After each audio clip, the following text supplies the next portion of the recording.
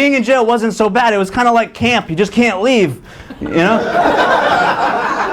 And I got to talk to everybody, and everyone was actually really nice, you know. And I talked to these two dudes, and they're in there for like beating a woman. And the first dude I talked to, I was like, no, he was a young black dude. He offered me a job, and anyone that offers me a job is innocent.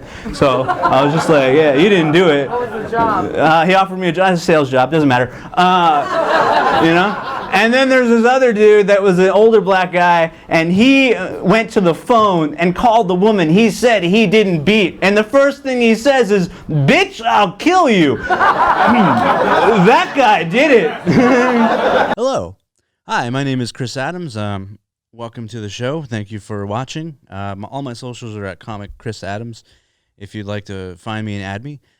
Anyway, today's topic is about going to see the greats.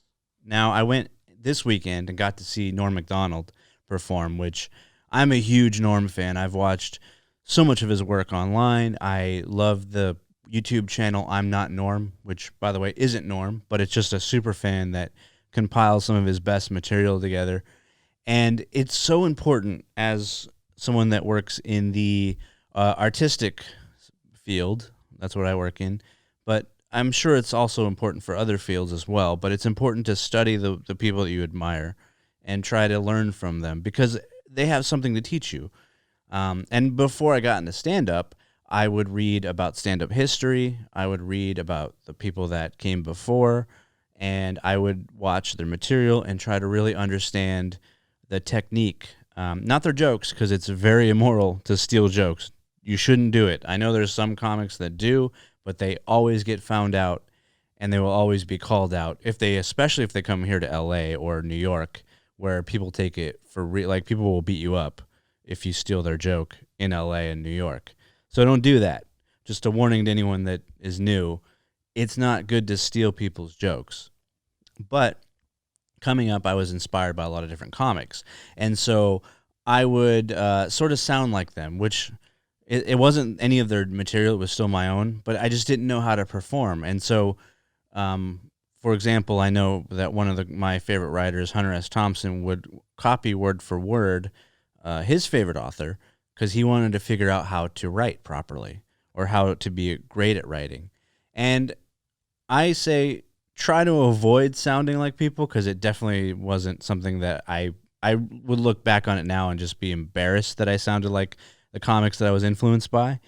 But it did teach me how to become a better comic, and it taught me confidence, and it taught me little technique. And now that I edit comedy for a living, I learned so much from editing these other comics that are professionals that get paid all the time. I get to see the little subtle things that they do that I think an audience wouldn't pick up on, but I understand what's happening because that's my job, is I have to like pick up on these things.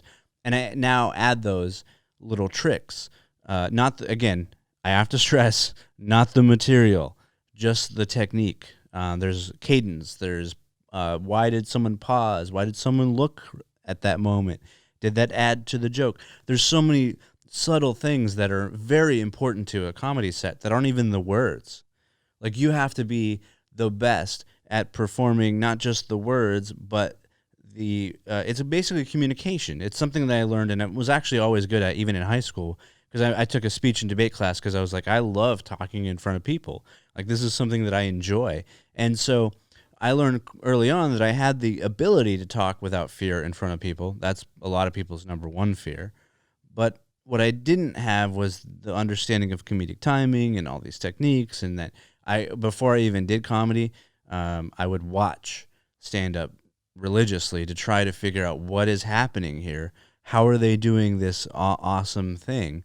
And again, I was going to take a comedy class, and my brother was like, don't do that. That is not good. It's a waste of money. You're not going to actually learn anything good. And all you're going to learn is how to sound like the comedy teacher. Now, I'm sure there are some good comedy classes, but I was in Orange County, and there definitely weren't any good ones there.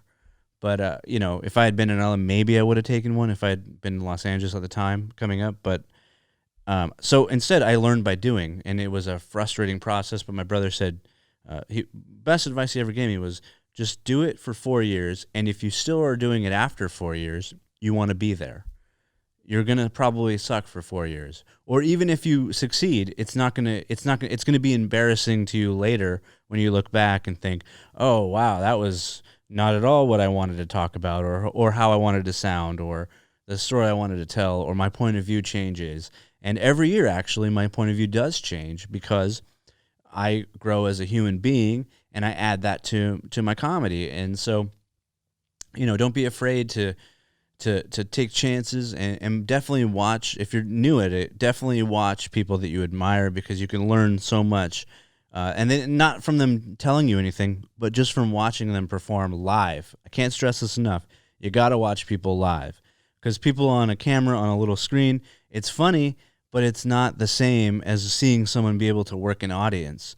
That's just something that you can't even comprehend until you just see it in person. And always watch the masters at work, because there's usually a reason why they're there. I remember when I opened for Ian Bagg many times at the Ice House. I would have a good set, or what I would think would be a good set. Applause and applause breaks and laughter the entire time. I'm like, wow, I did pretty well. And then you watch Ian go up, and it's another level that I don't even know how to get to yet. It's like that's a professional level that you're like, this is something. Or Eddie Ift is the same way, as a comic that I worked with and opened for several times. And when you watch these headliners, I don't care what you think of them. There is a reason they are headliners for the most part. They figured out the techniques, and they put in the 20 plus years to get to that point. They have learned to work every type of crowd. They can work a good crowd. They can work a bad crowd. They can take a crowd from nothing and pull them into their being, and then make them happy for that hour and a half. Almost, it looks like with ease, but they have been doing it so long that they just have these skill sets that you don't have. And that's why it's so important to watch the masters at work. I remember watching Chappelle at the Improv, and the other young comics were pissed that he bumped them. And I'm like, idiot, you're getting a lesson right now. Pay attention. You are going to learn something. It's not about you. It's about the art form. And that's what I've always cared about, the art form. That's why I studied the history of the art form, and that's why I study the masters today. And I think if you're in anything artistic, it's important to study your contemporaries and the people that are near you, so that you know what's going on and you know how to better your own work. And with that message, I hope everybody has a wonderful day, and thank you for watching.